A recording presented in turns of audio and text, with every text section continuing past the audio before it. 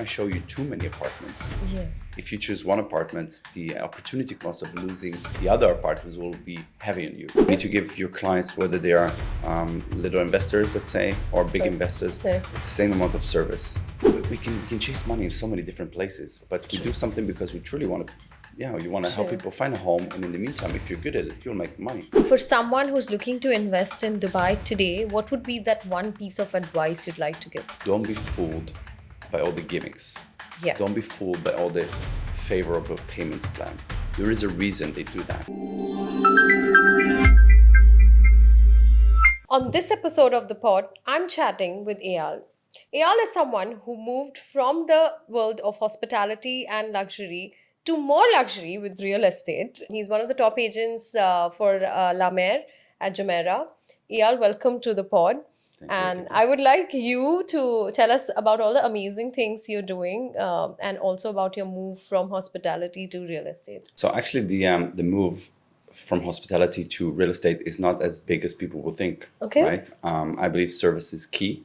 Right. And working in the luxury segment of hospitality, we do teach the staff how to be very proactive when it comes to giving good service and making sure that everything is tip top. Yes. So going into real estate with a hospitality mindset, you stand apart. Yeah, because you know how to give the right service. Amazing. So from luxury hospitality at Ritz-Carlton, which is a brand known for, as you mentioned, the impeccable service, you moved to high-end real estate.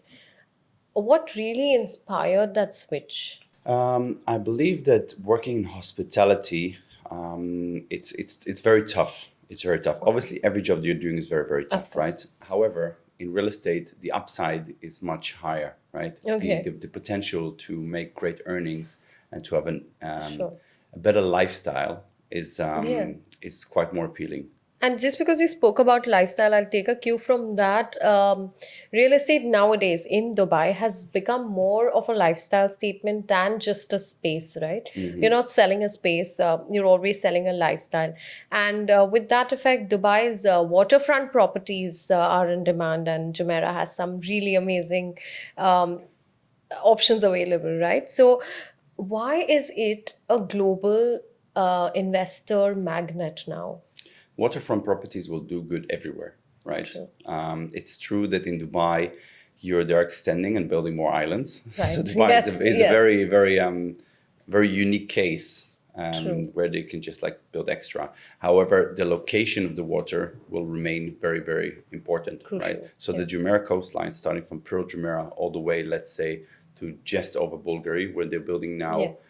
You know what? Let's include as well Sukim. Until the Burj Al Arab, that coast with the majority surrounding Jumeirah Bay Islands, where you get Bulgaria, that's the location is superb, right? Right. So you're close to Jumeirah Road, where you have all the authentic places, and then if you want to go to downtown, that's the closest you will be close to the water. That's amazing. And when we talk about global investment, what are the countries that we are looking at? I mean, you must have clients across countries. Which country invests the most in Dubai? Well, it really depends. So if we look at the statistics, we know that the Russians have been very strong, but they're declining in numbers now. We know that the British are now, I think, number one, and we've got Indians as well. French people are coming here. And I've seen a surge in German clients coming in now. Oh, that's new. Yeah. So so there's literally interest from like everyone across the globe, like is looking at Europe is shaking, unfortunately. I mean, I'm Dutch, right? I love the Netherlands. I love Europe. Who knows, maybe one day I'll go back there to live. But Europe is shaking, unfortunately, due to political instability for many, many reasons. And you can see now in Germany, they had the elections, right? And all of a sudden, I see huge numbers of them coming to La Mer now. So it's a good sign for Dubai, for the UAE, right? Sure. And you being one of the go-to agents at La Mer, what sets you apart in this competitive market? Okay, well, I don't like to brag. I mean, there Okay, are our podcast is to there are brag. there are a few good agents, obviously, in the community. Yes, sure. And I think it's very, very important to cooperate as well with these agents. You Okay. always need to give also an opportunity to the new agents coming in. Sure. But then have to show that they're worth. But do you think it's more of a collaborative effort than competitive? Of course. I believe that around 80% of the deals that I close is on my own. Okay. I think that's the upside. But Okay. for the remaining 20%, I do work with agents that are established in the market. They know Okay. what they're talking about. Yeah. They're not just like guessing.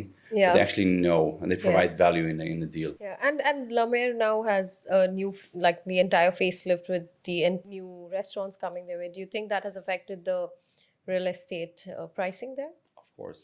Yeah, it's gone up, it's shot up. So Ritika, then you have to- hospitality is hand in hand, right? Like it's course. always. I Do you dare you to go on Saturday night, not in Ramadan, out of Ramadan, Yes. to go to J1 Beach. Yes. I think all the I did wealth not of get a Dubai, reservation at Paoli last week. all the rich and the famous go to J1 Beach. Yes. It's truly unique. It's beautiful. All the restaurants and that beach clubs are like aesthetically wise. So do you think it's the next West Palm? No, West Palm there's no is comparison. definitely this is a different level.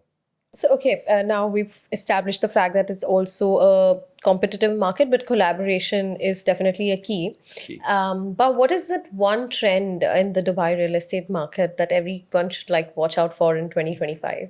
Okay, I'll give you two trends. Okay. One trend will be like more regional for my space, Okay. and the other one will be like more generic.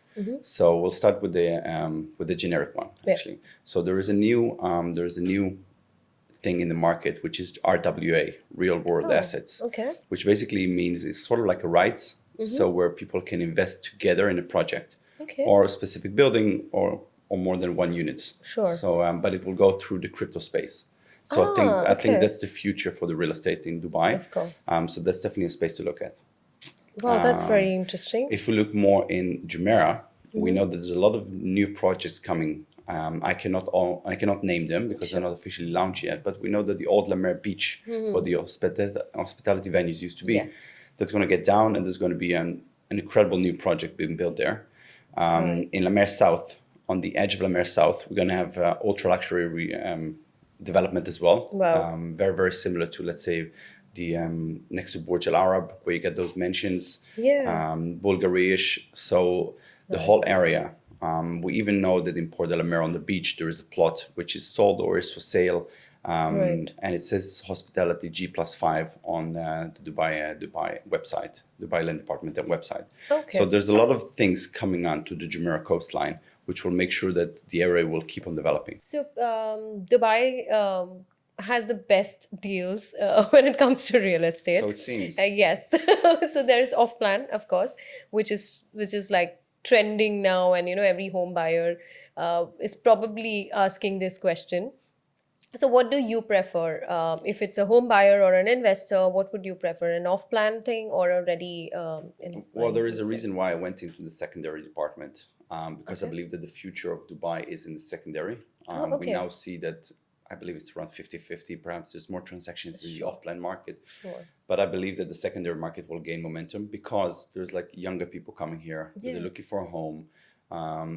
Before it was a lot of investors, high-end clients coming here, buying off-plan properties and investments. Now we can see a lot of end users coming to Dubai. Second of all, if you do decide to buy an off-plan property, I would always recommend to go with the government-backed developers and Sure. with big developers. Yep. It's good to give a chance to the little players as well. But at the end of the day, it's your money, it's your investment. Yeah. Buying Imar, Miras, Nakhil, those are the secured Shoba. ones, yeah.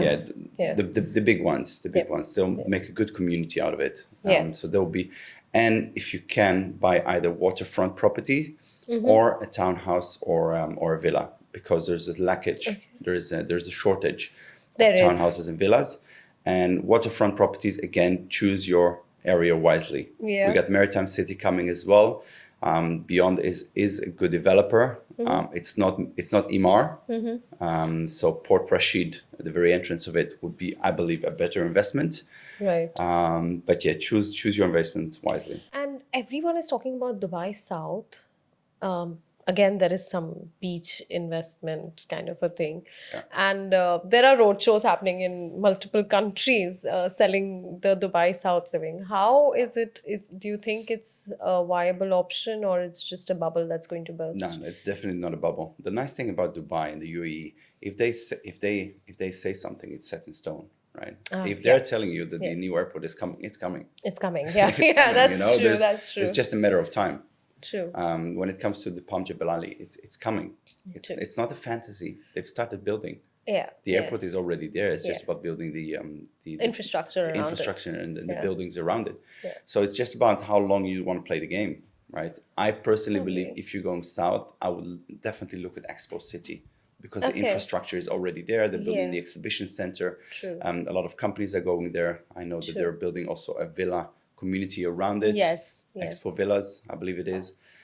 So that's the affordable range, and then you are selling like ultra. Your target audience is ultra HNI luxury. How different is it, or the tactics remain the same? I believe transaction is a transaction at the end of the day. Okay. You need to give your clients, whether they are little investors, let's say, or big Right. investors, Yeah. the same amount of service True. from the beginning to the end. I think it's more about the service. Yeah, absolutely. I mean, in La Mer, you can buy something already for 2 million, right? Yes. Whereas in Dubai South, you can already buy something for 10 million. Yeah. So Yeah. you can have clients in both areas. Luxury, as we perceive it, it's seeing a shift right now from what it used to be to what it is in the current context with a lot of athleisure brands coming in. We never thought that would even be considered in the luxury segment, but it is being done that with the fashion. Do you see that similar shift happen in real estate? Well, absolutely. I'll give you an example, actually. Yeah. So I took clients of mine, Germans, Okay. German nationals, and I took them to Miras to put an EOI on a very high-end development in Jumeirah. But the issue is it was not branded. Oh. And okay. they made a connection to the branded residences of Bulgari. Right. I tried to explain to them that, in my opinion, I tried to look at the other facts. For example, who are the co-developers? Who are the partners that are working with Miras on this project? Right. What about the private beach? Yes. What about the parks that you're going to build there? Yeah. Whereas like in Jumeirah Bay Islands, it's absolutely stunning. I was there yesterday, and the service is great, and everything is amazing. But there's no private beach for many of those residences. Oh. So you need to look at two different things. But the branded residences, it's They very are, appealing. It's very appealing to it's an to some. appealing thing. Do you think there's a whole redefinition happening when it comes to luxury? Do you see that parallel in hospitality versus real estate? Is there a shift that you can? Luxury is probably- always evolving. Luxury is always evolving, and we can see that a lot of people are. Yeah. They have just a second home here, or they work from home, and they're more and more remote. That's true. Whereas in the old days, we'd like to go to the office every day. Yeah. And now here we're sitting in a podcast studio, Yes. which is not your own, right? So we Yes. just and you told me that you like to go every time to a different one. Yes. So You need that flexibility. Yeah, but everybody's looking for flexibility. It didn't true. used to be like that. So it's That's becoming so more and true. more the norm. And that's why even co-working spaces are doing better, collectives are doing better. I think that shift is definitely happening. Absolutely. And Dubai is at the forefront. I just like to touch upon personal incidents. So if there is any one memorable client story or a deal that you closed that made you feel amazing. Well, it's funny because I tell my clients sometimes after I give them a good service, I get goosebumps. Okay. I truly That's do. I truly lovely. do. Even if we didn't close the deal, sometimes we have our office in Port La Mer, right? And lovely British couple came into the office and they were looking for a rental property. I don't really do rentals, but I know some properties that are looking to sell or either rent. So I told them, listen, we connected. I would love to have you guys in the community so we can go grab a coffee together, and we became friends. And so we shopped around, and eventually we found something for them with one of my sellers. She was looking to rent as well. Okay. But yeah, I mean, like the financial incentive on this one is not what motivates you. What True. motivates you is to see a lovely couple new to Dubai, People's happiness. wanting to help them, because at the end of the day, we can chase money in so many different places, but we do something because we truly want to you want to help people find a home, and in the meantime, if you're good at it, you'll make money. It's actually a very fulfilling thing, and it's also a very personal journey, right? That you're a part of somebody's probably life decision, when they go set out to buy a home or even to rent in this country. Absolutely. A lot of when you pick, what is that one thought you have? Do you profile the people? Do you understand what they need before actually picking a space that would probably suit them? What is your process like? I believe it's very, very important to qualify your clients. Right. If you don't know the area, it's fine, right? Yeah. But just so I'll ask you the right questions, so we don't waste your time, we don't waste my time. Right. And I believe also in the paradox of choice, right? If I show you too many apartments, if you choose one apartment, the opportunity cost of losing the other apartments will be heavy on you, right? True. So True. I believe ideally you should show somebody around 4 properties. Okay. According to their specifics, Yeah. right? So if you told me you want, it needs to be water view, it needs to be on a high floor, not tenanted, just released or whatever. So very, very specific. So I can scan the market, see what I have myself. Right. If not, reach out to other good agents in the community and make sure I show you 4 apartments that are exactly your choice, your taste. Yeah. Right. Yeah. So that's. I think that personalized, tailored approach is something people appreciate in this market, which is, again, I keep on saying it's very competitive. Yeah. So how do you stand out? By service. By service. Absolutely. I think by it service. all boils down, and your roots in hospitality, probably it comes naturally to you. Kill them with kindness. Because I don't know if I should say this on camera, but I had a very harrowing experience. I know. The agent just constantly pushing me to invest in something which I probably didn't feel connected to. Probably he didn't understand me as a personality or my requirements or our requirements as a family. So in such situations, how are you like, is it a push market or a pull market? Is something I've never understood about real estate. I don't believe in push or pull. I believe in creating value. Okay. I can tell you yesterday I was sitting with, is he a client, not a client? I don't know, because I tried to sell one of his townhouses. Yes. I didn't manage. He got a good deal through another agent. I congratulated on him. Okay. He had another apartment in La Mer, which I told him he's asking about market price. And he's on he's on a lower floor. So compared to, because it was new buildings, so he had a lot of competitors. And I tried to explain to him. So we've not managed to sell his apartment. It's still now for rent or for sale. But I was not able to create value really for him, right? Because the value I create is actually by selling your property. Yeah. I mean, it's very nice to give a good service, but at the end of the day, as an investor, you want to sell the property and make investment, make a return, right? But I invited him for coffee yesterday, and he said, "Listen, probably from all the agents here in the community that have reached out for me, and there are many, you're probably the best one when it comes to communication. Yeah. Yes, it's true you were maybe unlucky with selling the property, but I would work with you again. So we're gonna list again his property now." That's amazing. And wrapping up this really interesting conversation, my question comes to sales and ROI. There are a lot of international global investors looking at Dubai at the moment. What are the kind of returns they can get if they invest in the La Mer, Jumeirah properties? Yeah. So I believe, obviously, you have the difference between ROI and capital appreciation. You're right. Okay. So you need to look at both. I believe that in La Mer, which is very, very, it's balanced. True. So currently you're seeing, depends obviously, but on average, around between 6 and 7% ROI. Okay. However, I do also believe that the area is very massively underappreciated. Right. Okay. So it is going to pick up. Yeah. So if you have 6 to 7% ROI, but your property is also going to increase, let's say, by 10% per year. That's a lot on your capital. Or maybe 5%, 10%, but definitely there's going to be increase. True. Port de la Mer, for example, is the only waterfront freehold apartments in Jumeirah. One. The other ones in the area would be not even City Walk, would probably be in Bulgaria. Yeah. Which is which is 3 times the price. Yeah. And now they're coming with Maritime City, but that's not Jumeirah anymore. There is like a stigma around Maritime City because it's part of Dera, Satwa, Right. you know, that area, which it's going there, but it's going to take a lot more time. Sure. Port de la Mer is located just in between Jumeirah, La Mer South, Kothari. Sure. So that's why it's a good area. That's great. And wrapping up with my last question, for someone who's looking to invest in Dubai today, what would be that one piece of advice you'd like to give? Don't be fooled by all the gimmicks. Yeah. Don't be fooled by all the favorable payments plan. There is a reason they do that, right? There is a reason why Imar is doing 80-20. Yeah. Oh God. Yeah. Right? There is a reason. Go to an Imar community. See what's going there.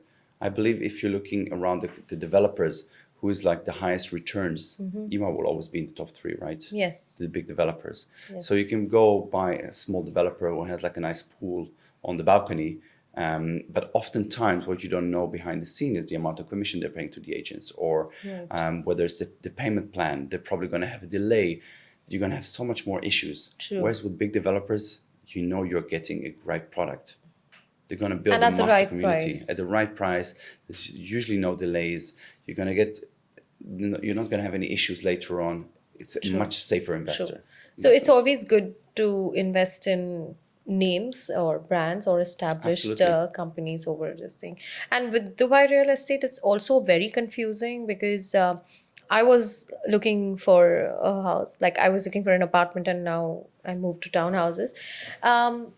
Too many options in apartments. That was extremely overwhelming. How do you even get over it? Because there are 10 people telling you 10 different things. And then there are, of course, all these new developers coming in who are giving you great deals. How do you resist the offers? It's tough. It's tough, right? Tough. Like for someone as a young couple who's trying to save money and probably get the best deal, it's quite misleading. So I think this is a great piece of advice for anyone who's lost probably. But the bigger names definitely are more value, right? It's a value proposition. Okay, so just take a scenario, yeah. Okay, you're a young couple. You got, let's say, $1 million to invest. Okay. Yeah. You can go to buy an off-like project of a small developer in JVC, for example, or in Business Bay or whatever it is, even big developers. But on handover, there's going to be, you're going to buy a studio, right? Or one bedroom. Yeah. So on handover, you're going to have like 100 units, exactly the same like yours selling. Yeah. And if you are pressured because you don't have enough funds to continue, you'll need to sell it. And because it's not a big developer, there's not a lot of demand. So you're not gonna make a lot of profit. Yes. There's no appreciation happening, and you'll probably you might get lucky, but in general, the big appreciation you'll see on the big developers. Right. You need to use leverage as much as you can, but you need to balance that with risk, right? Okay. So if we look at the secondary market, where I would advise a young couple to start, is to take a mortgage, obviously. If they're not big investors, but if single one specific area where you think that the future is heading, whether it's Port de la Mer, for example, or whether it's JVC, whatever it is, you do your research, but find a community expert. I know that, for example, Bayut now they have something called a true broker. Yeah. So I would advise, if you go on the portals of Bayut, instead of searching for an area, search for an agent.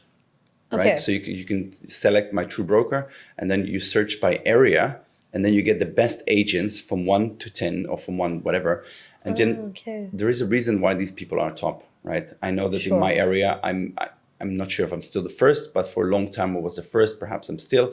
It's because I have a lot of listings. I've been in the community, a lot of true checks, a lot of transactions. So those are people that actually know the community, right? Yes. They're reliable partners. Yes. If you're looking for something that is off-plan, perhaps along the road, I would probably look at the big developers rather than the small developers, because the small developers do give you the leverage, right? Because they give you like 50-50 with they give you great payment plan. But there is a reason, as we discussed before. Yeah. So if it's secondary market, find a community expert. If it's off-plan, go for the big developers, even if it's a smaller unit. On projects that don't offer too many apartments, right? You see projects, for example, Bingati in Business Bay. I think Bingati is going the right way now. It's getting better and better. But there is a project over there that's like over 1,000 apartments. So you're going to be so pressured when the project is handed over. But if you have a building which is like lower rise, also in a good community, and you're going to have, when it's handed over, let's say 100 apartments, it's much easier. Yeah, absolutely. That's a great insight. It was lovely having you on this podcast here, and some really great insights on the real estate market, and some really unfiltered conversation about the other dark side of real estate, which we probably sometimes just tend to ignore because we just see the numbers which are looking good. But great insights from somebody who's inside the industry. Thank you so much for being on this podcast. Welcome. Thank you very much for having me, Ritika. Subscribe now and join us on this beautiful journey.